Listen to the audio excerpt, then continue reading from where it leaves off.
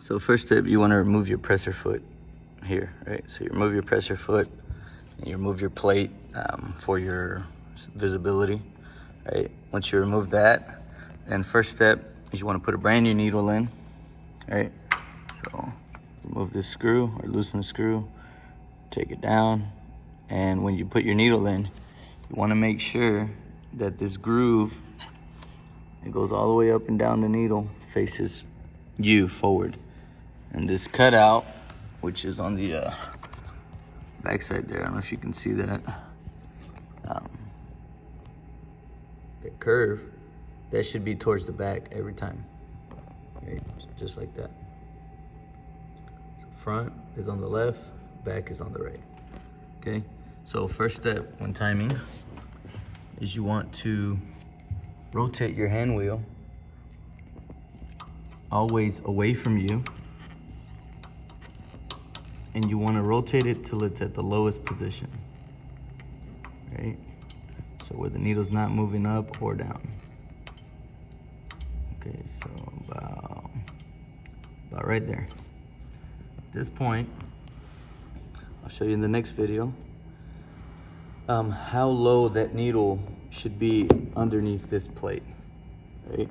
This is the correct distance of the eye of the needle underneath the plate there. It's about 3/4 of that eye of the needle should be showing.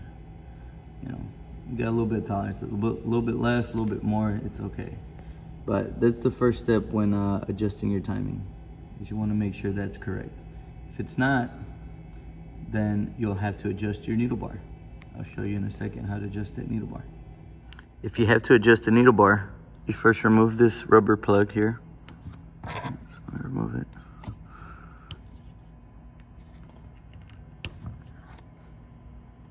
Okay. And inside of that hole, you should be able to see it's a Phillips head screw. You can loosen it with the flat head as well. So you just want to put your screwdriver in there, loosen it, right? Once you loosen it, then you can manually move your needle bar up or down to where you get it to the correct distance. And then you want to make sure to tighten it. Also, you want to make sure that you don't rotate your needle bar. You want to make sure that it stays in that same position, right? Now, secondly, from that needle being at the lowest position, you want to check also your needle to hook timing. So on particular models, to keep that hook from free spinning, you'll have to hold the center here so that it doesn't move the entire hook on you, right? Because in certain plates you have to take off this guide, so you want to make sure to hold that in place to keep this hook from rotating on you. So as you rotate it, for example, you see that the inner part of that hook does not move. So if you don't have a retainer, you want to make sure to hold that so that it doesn't move and hit on the side of the hook, right? So going back to the lowest point, which is about right there, right? Not going up, not going down. You want to make sure to go up from that point. It's about 3 millimeters. And actually, some needle bars you'll have a marking. I don't know if you can see this marking here. There's a gray mark. It's roughly 3.2 millimeters, so, or 2.5 millimeters, sorry. If you go up to that mark, that tip of that hook should be right at that needle, just like that. So this is the tip here. You see the tip there? That's the tip there. It's a little dirty there, but you can see the tip there. I'll rotate it back so you can see it. But you see that hook coming in? At that second mark, that hook should be right at that needle, right? And if you go a little further, you'll see almost nothing right before, you know, as it's passing. I mean, you can see the eye of the needle peeking up through the bottom there, right? So needle to hook timing is going to be right there. If you go a little bit more, you start to see that eye of that needle peeking through, right? So that's the correct timing. That's how it should be passing through the hook. And I'll show you a side angle as well. That way you can see how the distance between the hook and the needle. Here's a little closer view there. I'll show you. I'll go back here. So as the hook is passing, you start to see that eye of that needle showing. See that? So it has to pass above the eye of the needle, right? And roughly you rotate your needle bar about 2.5 millimeters up, and it should be at that meeting point. So from here, we're positioning it roughly right in the center. I'm gonna give you a side look on this. So this is the side angle, and this is a good example of when the hook is hitting the needle. So the correct distance you want from your hook and needle is about the thickness of a sheet of paper. And I'll show you here. If I rotate that hook, if I rotate that hook to where it meets that needle, notice it's pushing it out. So that means our hook is too close to our needle. So now what we got to do is you have to first loosen this screw here, right? So we'll loosen the first one completely. Loosen that. Okay, then rotate. And I'm gonna loosen the second screw. Okay, it's loose. The last one, keep rotating. This one here, you wanna make sure when you loosen it,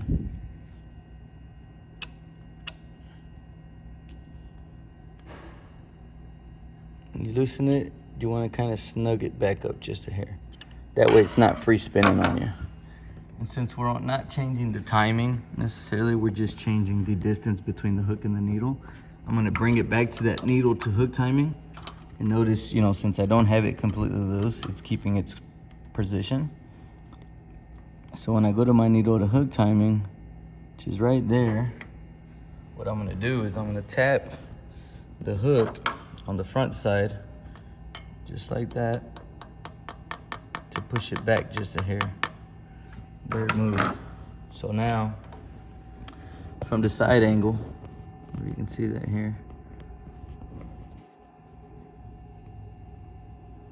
Try to focus a little better.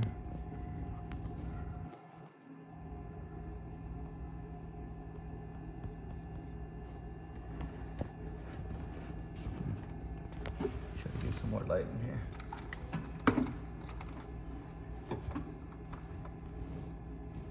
So from that side angle,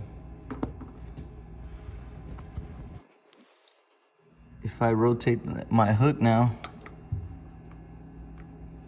see, it's not pushing that needle. And also if I push on my needle, you can see a little bit of distance there. And that's what you want. If that looks good, check your timing again. Then you retighten all three of the flathead screws that you just loosened. Right? Then finally, to check yourself, you just want to put your plate back on. Right? Wherever you took it off. And then you can put your bobbin case back in. Make sure you have thread in it. This one actually doesn't have any thread. But what you're gonna do is you're gonna put that in, put your bobbin case in, and you're gonna thread your needle back up, and you wanna go back through your threading process as well. All right, so once you get it threaded, do this with one hand here.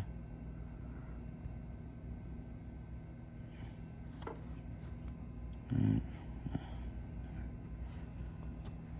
Okay, and then you're gonna go straight through your needle.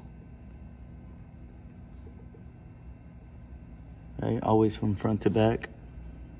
And pull that thread through. And now what you're gonna do is you're gonna slightly grab the thread with a little bit of tension, and with your other hand, rotate it, all right, as if it was sewing. And you wanna always keep that little bit of tension on there. And as it's going down into the plate, you want to keep that tension, and you should start to feel some tension on the bobbin as well, and keep keep the tension on this with one of your hands, and then it should pick up that bottom thread when that needle comes up. But as you're rotating it, you never want to let go of the string here, right? And that'll give you a pretty good idea if your timing's right. If it doesn't pick up that thread, then that means that your timing is still way off. Even if it does pick up the thread, it does not always mean that your timing is spot on. But once you get that set, go ahead and put everything back together, and then run it. Now you also want to triple check while you're here is you want to open your remove your bobbin case, right? Rub your finger around the edges all the way around and make sure there's no burrs on there, no rough spots. Same on your hook. You want to rub your finger around it as well. You can rotate it as you go. You know, that's the tip of your hook here in the bottom. Normally I rub my finger from back to front and just make sure I don't have any burrs on there. Make sure nothing is causing any thread to fray or any thread to break. And just kind of rub your finger around it all the way around and make sure that it's real smooth. Also on here, on your needle hole plate. I want to make sure that needle hole plate is very smooth, even on the bottom of that. You know, sometimes you can just take it off and you can just feel the bottom of that plate and make sure that nothing is damaged or has any burr on it. That's it.